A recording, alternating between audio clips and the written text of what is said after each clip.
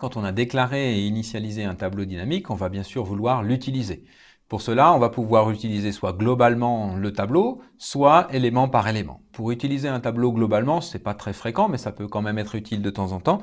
On va simplement affecter globalement un tableau qui existait déjà au tableau que l'on veut manipuler. Donc ça va se faire simplement avec la syntaxe usuelle égale. Le mieux, c'est de prendre un exemple. Pour cela, on va donc avoir un tableau tab1 qu'on déclare au préalable et qu'on initialise avec ici 3 valeurs. C'est un tableau d'entier. Donc ce tableau tab1 va contenir au démarrage, on va l'appeler donc tab1, va contenir au démarrage 3 entiers qui ont pour valeur 1, 2, 3 par cette initialisation ici. Puis on va ensuite déclarer ici un tableau dynamique tab2 qui est le tableau vide. La déclaration qu'on a faite ici, comme elle n'a rien derrière, déclare un tableau initialisé à vide. C'est un tableau sans éléments. Puis ensuite, donc, on va faire différents traitements. Et enfin, à un moment donné, peut-être on aura besoin de faire une copie de tab1 dans tab2. Donc, on va faire une copie de tab1 dans tab2, ce qui fait que maintenant, tab2 va contenir les éléments 1, 2, 3. Et encore une fois, ceci est une copie. Donc, à partir de cette ligne-là, tab 1 et tab 2 vont continuer à vivre de façon séparée. Si je modifie tab 1, il n'y aura pas de modification sur tab 2. Si j'ai une modification qui arrive ici, il n'y a pas de modification dans tab 2. Tab 1 et tab 2 sont bien deux tableaux complètement séparés. Voilà pour l'affectation globale d'un tableau. Mais en général, on manipulera plutôt les tableaux élément par élément. Pour désigner un élément d'un tableau, on va utiliser la syntaxe suivante, le nom du tableau, suivi entre parenthèses carrées, entre crochets, de l'indice de l'élément dont on veut parler. Mais attention, les indices des éléments d'un tableau sont compris entre 0 et la taille du tableau moins 1. Ils commencent à partir de 0 et vont jusqu'à la taille du tableau moins 1. Si par exemple, j'ai un tableau à, disons, 5 éléments qui contient 4, 3, 2, 7, 1. L'élément 4, ici, accéder à cet élément, c'est l'élément qui a la position 0 dans le tableau. Si ce tableau s'appelle tab, ici, j'ai tab de 0. Pour désigner ce 4, ici, c'est tab de 0. Ensuite, j'ai tab de 1, ici, tab de 2, tab de 3, tab de 4. La taille du tableau, ce tableau, il a une taille 5. Le dernier élément du tableau, c'est tab de 5 moins 1, 4. Les indices vont bien entre 0 et la taille du tableau moins 1. Le premier élément du tableau est donc bien désigné par tab de 0 et le 10e élément du tableau est bien désigné par tab de 9 puisque on commence à 0. Et faites aussi très attention au fait qu'on ne contrôle absolument pas si vous débordez du tableau. Si par exemple vous écrivez, avec l'exemple précédent, tab de 10, personne ne vous dira que vous avez ici dépassé la taille du tableau. Donc faites bien attention lorsque vous écrivez quelque chose comme tab de i, à bien être sûr que i est bien compris entre 0 et la taille du tableau moins 1 ou strictement inférieur à la taille du tableau. Sinon, vous risquez d'avoir cette erreur fatale qu'on appelle segmentation fault qui indique une erreur d'accès à la mémoire. Je dis vous risquez de l'avoir parce qu'il n'est même pas garanti que le segmentation fault se produise. L'erreur est bien là, mais ce n'est pas sûr que le déroulement du programme va la détecter. En tout cas, si la détection se produit, à ce moment-là, vous aurez un segmentation fault avec l'exemple typique ici qu'on rencontre beaucoup dans des programmes de programmeurs débutants, qui est la suivante, c'est qu'on déclare ici donc un tableau de dynamique de double, que j'appelle V ici, qui est initialisé donc à vide, puisqu'il n'y a rien derrière la déclaration ici, donc c'est initialisé à un tableau vide. Donc ce tableau est strictement vide, il n'y a rien dedans, et c'est un tableau à 0 élément. Et puis ensuite, en général, bien sûr, le programmeur aura écrit ici un programme. Il fait rarement l'erreur juste directement derrière, mais l'erreur est quand même de ce type-là. Ensuite, il va écrire quelque chose comme V de 0 égale, avec une affectation, pour essayer de mettre 5.4 dans le tableau. Mais comme ce tableau est vide, on n'a même pas de V de 0. V de 0 n'existe pas dans un tableau vide. Et donc ici, vous allez avoir effectivement un segmentation fault. Une façon fréquente d'accéder aux éléments d'un tableau, c'est de les parcourir tour à tour. c'est-à-dire d'itérer sur le tableau. On a en fait en C++ trois façons d'itérer sur un tableau. Depuis la nouvelle norme C++ 2011, on a une façon qui permet d'itérer sur l'ensemble des valeurs. Nous allons la détailler dans un instant. Vous pourriez aussi, bien sûr, avec l'itération que vous avez vue jusqu'à maintenant, le for classique, itérer sur les différentes positions explicites du tableau. Donc si j'appelle ces différentes positions tour à tour I, je vais faire une boucle en I. I, au départ, va démarrer avec la position 0, et puis ensuite va passer par exemple de 1 en 1 jusqu'au dernier élément du tableau. Le dernier élément, je vous rappelle si t est la taille du tableau, le dernier élément est indexé par taille-1. Donc on va faire ici une boucle qui va de 0 jusqu'à strictement inférieur à la taille du tableau. La question, c'est comment on va représenter cette taille, comment on va savoir cette taille, je vous le détaillerai aussi dans un instant. Je vous dirai aussi ce que représente ce nouveau type sizeT. Troisième façon, enfin beaucoup plus avancée et qui ne sera pas présentée dans ce cours, c'est d'utiliser ce que l'on appelle des itérateurs. Mais donc, une fois que vous voulez itérer sur un tableau, la question que vous pouvez vous poser, c'est laquelle des deux façons précédentes choisir. Dans la plupart des cas, je vous conseille de choisir la première façon de procéder, d'utiliser donc les itérations C++ 2011 que nous allons maintenant détailler. Si vous ne pouvez pas, alors à ce moment-là, vous utilisez une itération classique. Passons donc aux itérations introduites depuis la nouvelle norme C++ 2011. Ces itérations utilisent aussi le mot-clé for ainsi que la parenthèse ronde. Mais entre parenthèses rondes, nous allons cette fois-ci utiliser le séparateur 2 points au lieu du point virgule, et nous allons trouver deux parties au lieu de trois parties. Devant le 2 points, nous allons avoir ici la déclaration de la variable que l'on veut utiliser pour parcourir le tableau, et derrière le 2 points, tout simplement le nom du tableau que l'on veut parcourir.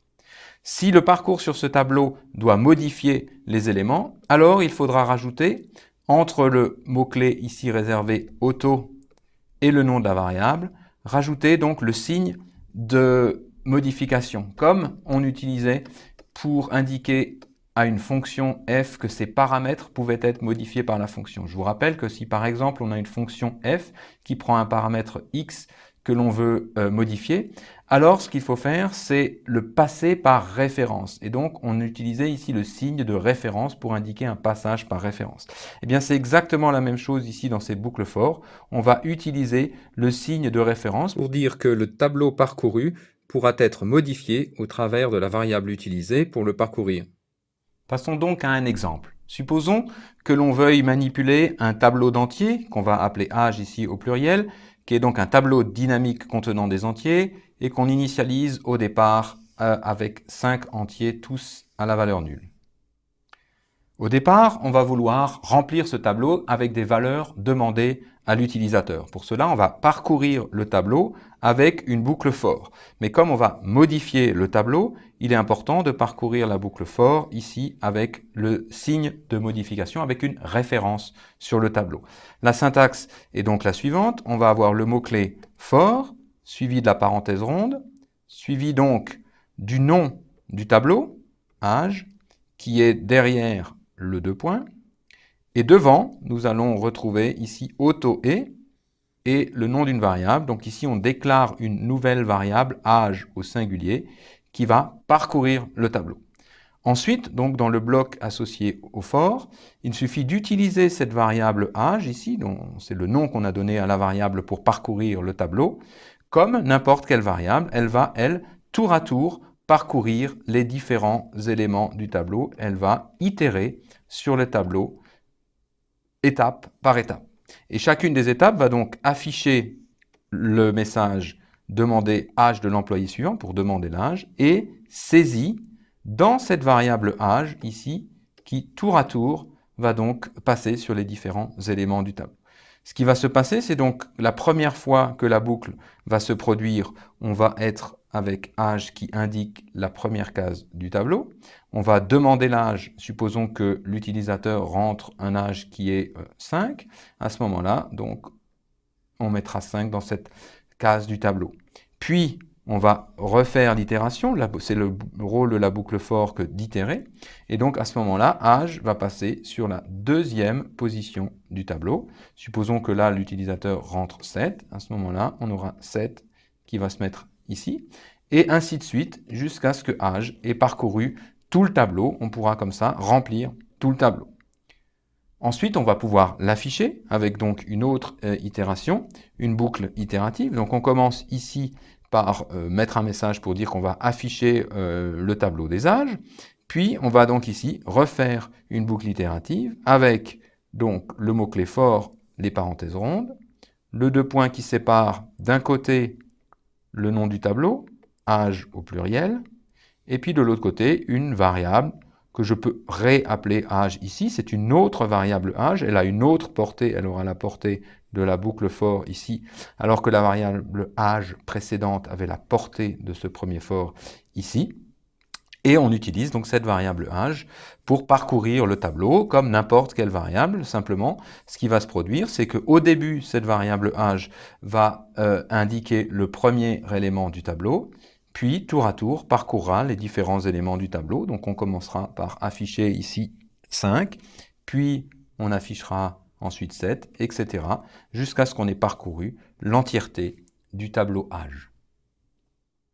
Cette façon d'écrire les boucles est donc très pratique parce qu'elle est compacte. Il suffit simplement d'écrire le mot-clé fort pour dire que l'on veut itérer, de mettre le nom de la variable, deux points, le nom du tableau, comme on avait écrit donc précédemment. Tout simplement, écrire simplement for auto, dire qu'on a un âge qui parcourt le tableau des âges. Voilà, rien de plus à écrire, donc c'est très compact. Mais cette façon d'itérer ne permet pas d'itérer sur plusieurs tableaux à la fois, puisqu'en effet, on a ici qu'un seul tableau sur lequel on peut itérer. On ne pourrait donc pas, par exemple, comparer des tableaux ou réinsérer un tableau dans un autre, etc. On ne peut pas non plus accéder à plusieurs éléments puisqu'on a à un seul moment une seule variable qui indique une seule position. On n'a pas donc moyen de décaler, par exemple, les éléments d'un tableau en prenant un élément et son élément suivant dans une même boucle. Enfin, on ne peut pas sauter des éléments du tableau. Cette façon d'itérer passe tour à tour les différents éléments du tableau les uns après les autres. On ne peut pas sauter par-dessus un élément pour passer à un élément suivant. Si l'on a donc besoin de l'un de ces trois cas, itérer sur plusieurs tableaux, ou alors accéder à plusieurs éléments, ou sauter des éléments dans les itérations, il va falloir utiliser une autre boucle for, utiliser les boucles for que l'on avait vues dans le cours sur les structures de contrôle. Dans ce type d'itération for, on va typiquement avoir besoin d'indiquer la taille du tableau, par exemple pour indiquer le dernier élément qui a la position taille-1. Donc comment indiquer la taille du tableau? Pour ça, on va utiliser ce que l'on appelle une fonction spécifique. En langage orienté objet, on parlera de méthode qui va pouvoir renvoyer la taille du tableau. Une fonction spécifique, c'est simplement une fonction qui est associée à chacune des variables et que l'on utilise de la façon suivante. Si j'ai une variable tableau dynamique qui s'appelle tab, pour connaître sa taille, je vais déclarer tab.size. C'est la fonction size qui s'applique à la variable tab. Tab étant donc le nom du tableau. Le type de retour de cette fonction spécifique size est un nouveau type que l'on appelle sizeT. C'est juste un int particulier qui a la propriété garantie par la norme de toujours être positif.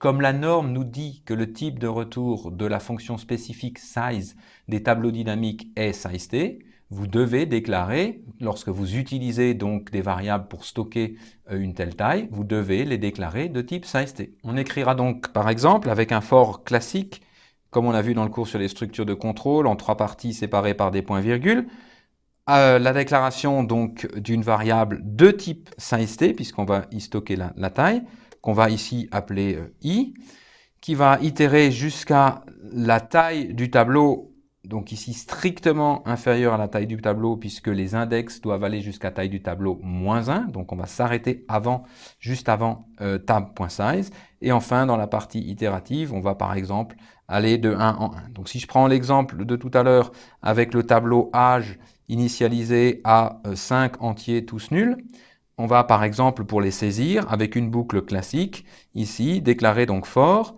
sizeTi qui est un donc entier de type positif, donc de type sizeT, initialisé à 0, c'est-à-dire qu'on va commencer par le premier élément du tableau dont l'index est 0. Ensuite, partie test de l'itération tant que i est strictement inférieur à h.size, puisque l'index du dernier élément ici doit être la taille du tableau -1. Donc on va faire strictement inférieur à h.size. Et puis par exemple, on va itérer de 1 en 1. Et qu'est-ce que l'on va faire? On va donc demander et poser la question l'âge de l'employé. Ici, les humains comptant plutôt de 1 jusqu'à n, plutôt que de 0 jusqu'à n-1, on va ici afficher i plus 1, ce qui va donc afficher 1 en premier, puis 2, etc. jusqu'à n, si n est la taille du tableau. Et on saisira donc l'élément à la position i du tableau âge avec la syntaxe que l'on a vue sur les accès au tableau. Voilà, tout ceci fait peut-être un petit peu beaucoup. La prochaine séquence vidéo illustrera tous ces points sur des exemples typiques.